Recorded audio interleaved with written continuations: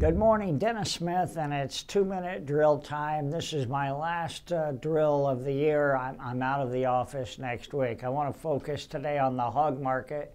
Interesting developments. We've still not seen a large seasonal break in the ham market. Still feel like it'll happen either later this week or next week, right when we get into the holidays. But boy, what an unusual situation with Mexico still buying hams out of concern perhaps of changes coming with the new Trump administration coming into play next year, early next year.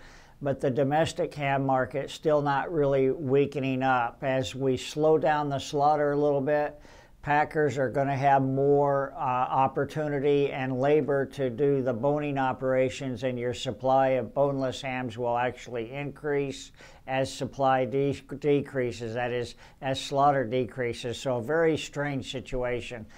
The Saturday hog kill is going to be extremely small, probably 5,000 head or less. We are looking for a lower cash hog tone for today, Thursday, Friday, and probably all of next week. As we get into the holidays, I think you're going to see this cash hog market pull back significantly. Hog and pig is out Friday afternoon.